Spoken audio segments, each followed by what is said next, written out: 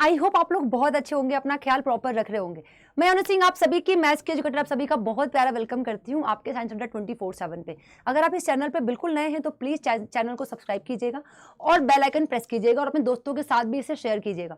बीते कुछ दिनों में हम बहुत सारी चीज़ें फेस कर रहे थे सीबीएसई को लेकर कि मैम 15% सिलेबस रिड्यूस कर दिया जाएगा, इंटरनल असेसमेंट और प्रैक्टिकल वाइवा का पोर्शन बढ़ा दिया जाएगा, रिटन एग्जाम का पोर्शन कम कर दिया जाएगा, या फिर मैम कुछ सेलेक्टेड हमारे ऐसे सब्जेक्ट्स हैं जहाँ पे हमें ओपन बुक एग्जाम कराया जाएगा। तो ये सारी चीजें जो थी चल रही थी।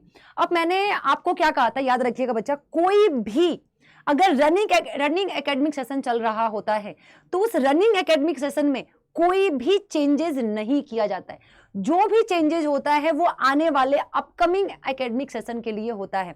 तो 2025 वाले बच्चे जरा कान खोल के सुन ले, आप लोगों का चेंजेस किसी भी तरह का नहीं होने वाला है।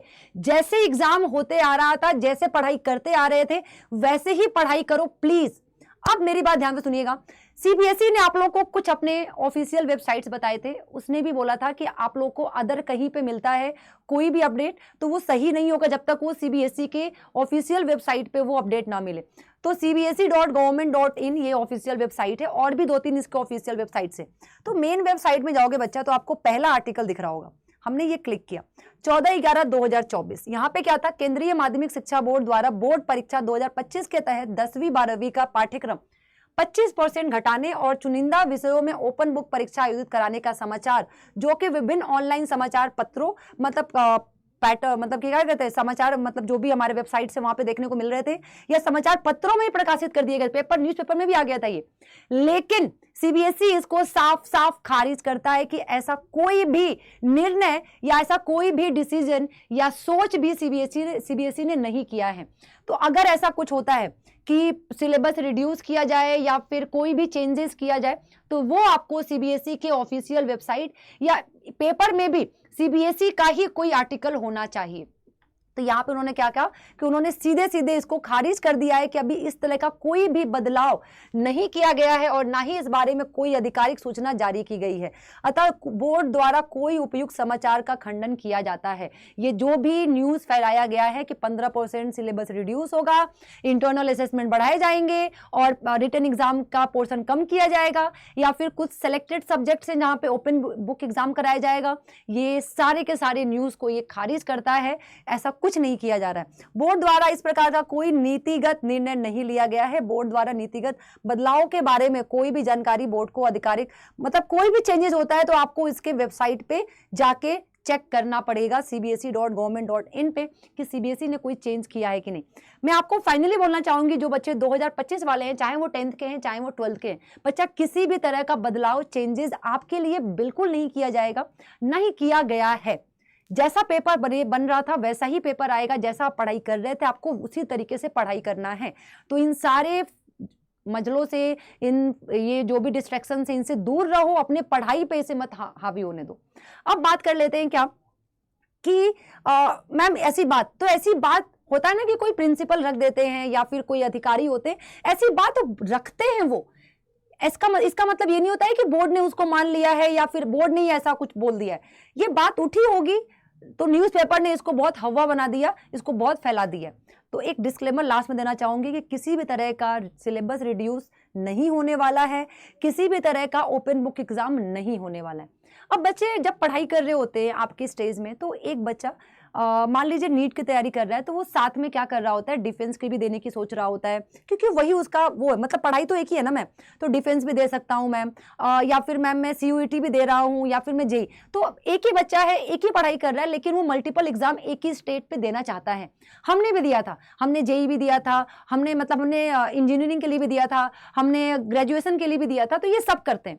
लेकिन इसके लिए बच्चे परेशान होते हैं। तो क्या मैम नीट के लिए अलग से टेस्ट ले, फिर मैम सीयूटी के लिए अलग से टेस्ट ले, फिर मैम डिफेंस के लिए अलग से टेस्ट लें, तो मैम अलग अलग टेस्ट लेंगे तो मैम इससे ज़्यादा कन्फ्यूजन होता है, इससे ज़्यादा हमारा पैसा भी बर्बाद होता है। तो मैम इसके लिए क्या करना होता है, तो अड्डा इसके लिए बच्चा एक अल्टीमेट सॉल्यूशन लेकर आया है, क्या, टेस्ट प्राइम। ठीक है बच्चा, इसमें क्या रहने वाला है आपको मैं बताती हूँ। आपको इसमें आप चाहे आपके घर में कोई क्यों ना हो, आप मान लीजिए आप 12th के लेवल की एग्जाम देना चाहते हो, डिफेंस में मतलब एनडीए देना चाहते हो, या फिर आप नीट देना चाहते हो, सीयूईटी देना चाहते हो, जेई देना चाहते हो, तो आपको सारे के सारे टेस्ट यही मिलने वाले। सेक्शन वाइज सारे के सारे टेस्ट। आपके घर में कोई भैया दीदी हैं, उनको एसएससी या बैंकिंग देना है, वो भी टेस्ट। तो मतलब एक नॉमिनल प्राइस में आपको दुनिया के जितने भी एग्जाम्स होने वाले हैं उन सारे एग्जाम का पेपर का जो पैटर्न होता है उस पैटर्न पे मॉक टेस्ट आपको यही मिलने वाला है। मॉक टेस्ट दोगे, एनालिसिस करोगे, कहाँ स्टैंड कर रहे हो, ये सारी चीजें आप यहाँ पे देख सकते हो। तो मैम इनरोल कैसे करना है? बच्चा आप ऐप डाउनलोड कर लो, ऐप पे ना कुछ कॉइन्स भी मिलते हैं तो उसका भी डिस्काउंट मिलता है। अदरवाइज मैं आपको वेबसाइट पे दिखा रही हूँ अड्डा 24/7, यहाँ नहीं जाना है, आप नीचे आ जाओ। एकदम नीचे आने के बाद आप देखोगे mock test, explore mock test करोगे बच्चा, आपको सीधे सामने ही टेस्ट प्राइम दिख रहा है। ये जो टेस्ट प्राइम है आपको कौन कौन से एग्जाम कवर करा रहा है मैं आपको दिखा देती हूँ बच्चा। एक्सप्लोर करोगे लगभग 500 प्लस, ज्यादा 500 से भी ज्यादा आपको बैंकिंग, एसएससी, नाबार्ड, जितने भी UPSC, NDA, FCAT, CDS, CUET, NEET, JEE, जितने भी एग्जाम होते हैं ना सबका मॉक टेस्ट सेक्शन वाइज, सबका अलग अलग मॉक टेस्ट आपको मिलेगा। आपको मान लीजिए एनडीए देना है तो आप एनडीए पे क्लिक करो, अपना टेस्ट दो। आपको मान लीजिए आपको सीयूटी देना है तो आप सीयूटी भी दो। आपके भैया मान लीजिए आईबीपीएस बैंकिंग का देना चाहते हैं तो बैंकिंग का टेस्ट दें। तो इनरोल कैसे करना बता देते हैं बच्चा। बाय नाउ पे जाओगे, आपको जो कूपन कोड यूज करना है वो करना है अनु20। क्या करना है? अनु20 आपको ये कूपन कोड यूज करना है तो आपको 72% ऑफ मिलेगा। मतलब सोचो कि 280 में आपको सारे एग्जाम के पेपर, ये मौका है। मैं आपको पर्सनली बोलती हूँ बच्चा ये वाली चीज लेके रख लो 1 साल के लिए। आप किसी भी एग्जाम की तैयारी कर सकते हो और तैयारी करते वक्त आप 1 साल के अंदर आप नीट, जेई, एनडीए, भाई 200 रुपए तुम ऐसे उड़ा देते हो, किसी को दान कर देते हो, उड़ा देते हो ऐसे। बस मेरी एक बात मान लो, आपको ये कोड यूज करके अनु20 आपको ये ले लेना है बस 200 कुछ रुपए में। कोई भी प्रॉब्लम आ रही है कि मैम नहीं है मेरे पास 20-30 रुपए भी घट रहे हैं, आप मुझे मेल कर दो, कोई दिक्कत नहीं है। लेकिन बस ये एक रिक्वेस्ट है कि ये ले लो, वरना बच्चा आपको दुनिया में फिर आप पछताओगे कि मैम काश आपने बोला था और ये आज और कल के लिए ही है इतना प्राइस, वरना फिर ये 1000 कर दिया जाएगा, फिर पछताते घूमोगे।